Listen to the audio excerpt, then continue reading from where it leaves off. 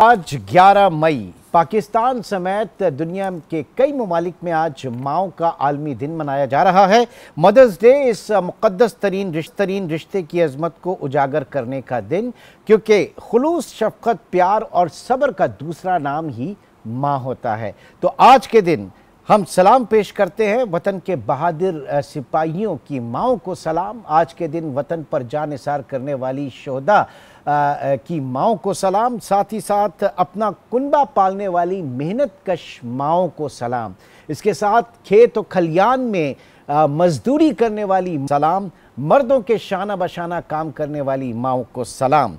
और बेसरो सामानी में परेशान हाल फ़लस्तीनी माओं को भी सलाम। और उसके साथ साथ भारतीय बर्बरियत का शिकार कश्मीरी माओं को भी सलाम। तो आज के इस सेगमेंट में अम्मारा औरकज़ई समाजी कारकुन हैं और डायरेक्टर है access to justice Pakistan international human rights organization, हमारे साथ मौजूद हैं, जो ख़वातीन कैदियों के ऊपर काफ़ी जो है वो काम कर रही हैं। अम्मारा, बहुत शुक्रिया आपके वक्त का। सबसे पहले तो आज के दिन के हवाले से असर हाजिर में जो आज का दिन है, इसकी अहमियत है, इसके ऊपर ज़रा रोशनी डालिएगा।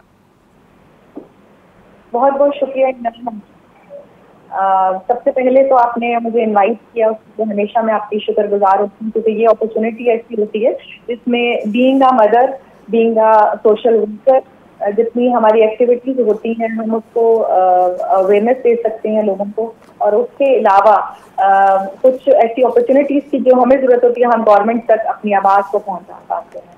आज के दिन के हवाले से माँ भी हूँ, बेटी भी हूँ, और जिस तरह का हमारे हालात आजकल चल रहे हैं मुल्क में, उस हिसाब से ही बात करना चाहूंगी। क्योंकि वर्किंग करेंगी और बिजनेस में मैं खवातीन को देखती हूँ, जुवेनाइल्स को देखती हूँ, और जितनी डिफिकल्टीज वो लोग बेयर करें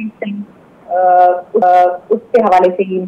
हमारे जुवेनाइल्स इस टाइम जो जेलों में हैं, उनकी प्रॉब्लम्स इतनी ज्यादा हैं, हेल्थ इश्यूज हैं, अब्यूज हो रहे हैं, वो हमारी तवज्जो के हकदार हैं। जब तक हम अपने जुवेनाइल्स पे वर्किंग नहीं करेंगे, हमारी गवर्नमेंट इदारे स्पेशली, तब तक वो लोग बहुत ही हमारे मुल्क का मुस्तकबिल है। जुवेनाइल्स हमारे मुल्क का मुस्तकबिल है।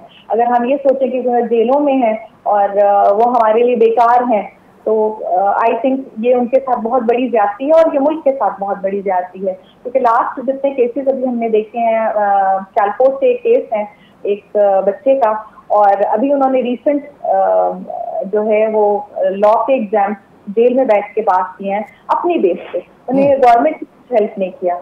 जबकि हमारे यहाँ जुवेनाइल्स ऐसे हैं जिनके पास इस किस्म की फैसिलिटीज नहीं है। तो मेरा ख्याल है, बल्कि मैं चाहूंगी कि आपके प्रोग्राम के जरिए इदारों को कहूँ कि हमें हेल्प आउट करें। जितने लोग इस पे काम करना चाहते हैं, हमारे इदारे हैं, बहुत से साइकोलॉजिस्ट हैं, साइकियाट्रिस्ट हैं, टीचर्स हैं, लैक ऑफ फंडिंग की वजह से वो कर नहीं पाते। लेकिन अगर गवर्नमेंट हमें फंड्स प्रोवाइड करें, हमें एनओसीज प्रोवाइड करें, तो हम जुवेनाइल्स से बहुत अच्छी वर्किंग कर सकते हैं। हमारे कौम का मुस्तकबिल है। उनको फैसिलिटी प्रोवाइड की जाए, लीगल एड प्रोवाइड की जाए, एजुकेशन के मौके प्रोवाइड किए जाएं। फिर बहुत से बच्चे ऐसे हैं जो डिसेबल हैं, हम उनके बारे में बात ही नहीं करते।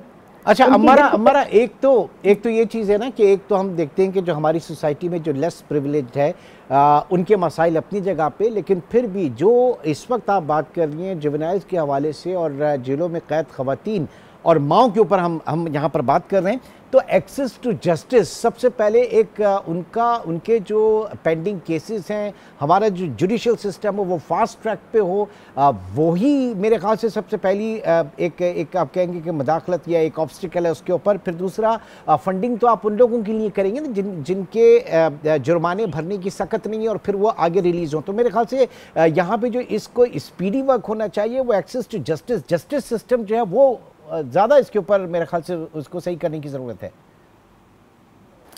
देखिए, जस्टिस सिस्टम भी हमें इम्प्रूव करने की ज़रूरत है। हमारे पास जो गवर्नमेंट के लॉयर्स हैं, मैं आई एम सॉरी टू से बट वो इतने कैपेबल नहीं हैं। हमें उनको स्ट्रॉन्ग करने की बहुत ज़्यादा ज़रूरत है। उसके अलावा जो हमारे पास जुडिशरी है, हमें उनको थोड़ा सा फ्री हैंड भी देना पड़ेगा, बिकॉज हमारे पास तादाद जो है प्रिजनर्स की वो बेतहाशा है।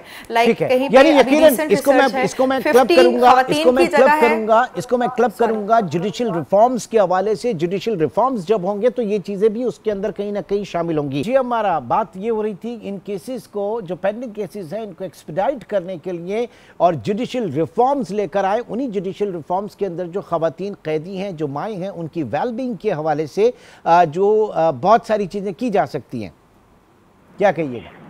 जी, इमरान अहमद का जो सिस्टम्स हैं वो बहुत अच्छे भी हैं, स्ट्रॉन्ग भी हैं, लेकिन उनकी अवेयरनेस नहीं है। और जब हमें अवेयरनेस नहीं होती किसी चीज के बारे में, हम उस चीज को, उससे फायदा नहीं हो पाते। तो पहली चीज तो यह है कि हमें जेलों में वर्किंग की इजाजत देनी पड़ती है, नोटिफिकेशन करानी पड़ती है, उसमें बहुत डिफिकल्टी आ रही है। अगर हमें उसमें फ्री हैंड दिया जाए, हम वहाँ पे जाके खवातीन को, प्रिजनर्स को ये अवेयरनेस दें कि आपके पास गवर्नमेंट की तरफ से ये इदारे मौजूद हैं जहाँ से आप मुस्तफीद हो सकते हैं। उसके अलावा गवर्नमेंट इदारों को भी चेक एंड बैलेंस की जरूरत है, बिकॉज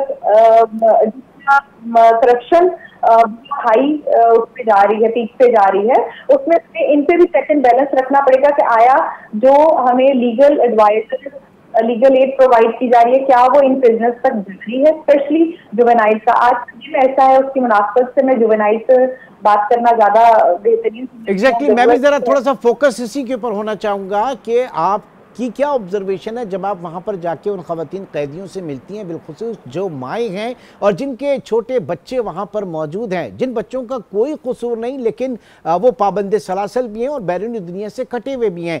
तो वो माएँ जो हैं अपने उन बच्चों के लिए क्या चाहती हैं, किस तरह का माहौल हो, वो एक ह्यूमन लाइफ स्टोरी किस तरह से आप नरेट करेंगी? मैं इसी बात पे आना चाह रही थी। फोकस इसी पे है कि जुवेनाइल जो है वो माओ की वजह से वहां पर है। बहुत ज्यादातर तादाद जुवेनाइल की ऐसी है जो माओ की वजह से वहां पर है, और ये सारी जिंदगी का उनका ट्रॉमा होता है। जब वो यहाँ से चले भी जाते हैं तो ऑफकोर्स वो मेंटली डिस्टर्ब हो चुके होते हैं, वो सोशल नहीं रहते हैं।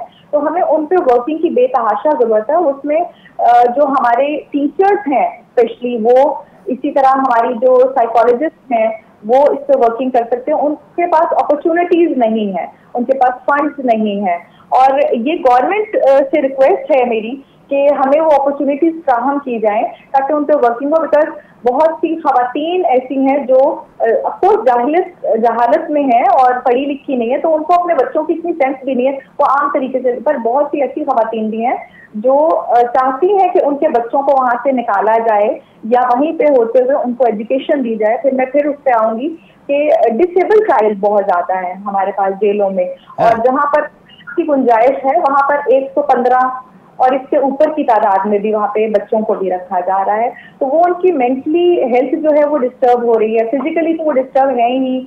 वहाँ पे बहुत सी चीजें ऐसी हैं, लाइक हमारा जो सिस्टम है खाने का वो नहीं ठीक है। अच्छा, अब ये इन जनरल आप बात कर रही हैं अक्रॉस द कंट्री जेलों में ये हालात हैं, या कहीं किसी सूबे में थोड़े से हालात बेहतर भी हैं उनकी जेलों में?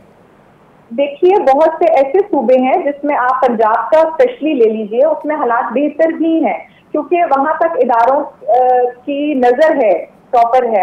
मैं किसी एक को मेंशन नहीं करी, लेकिन जो देही इलाके हैं या छोटे इलाके हैं हमारे, खास तौर पे बलोचिस्तान के एरियाज हैं या सिंध के एरियाज हैं, वहां पर बहुत सी जेलें ऐसी हैं जहां पर कोई रसाई नहीं है, बिल्कुल रसाई नहीं है, जिसकी वजह से वहाँ डिस्टर्बेंस ज्यादा है। वहाँ पे इवन पुलिस की अपनी डिस्टर्बेंस इसलिए बन जाती है कि अब्यूज लैंग्वेज बहुत यूज हो रही है, और जुवेनाइल्स के साथ अब्यूज लैंग्वेज यूज करना या समटाइम्स और भी बहुत से ऐसे रवैये हैं उनके साथ इख्तियार किए जा रहे हैं खवातीन के साथ भी, बच्चों के साथ, जिसकी वजह से वो सारी जिंदगी मेंटली ट्रॉमा में चले जाते हैं, और वो रिहा होने के बाद भी उनमें कुव्वत नहीं होती है कि वो सोशल हो सकें, इस माशरे में एडजस्ट हो सकें।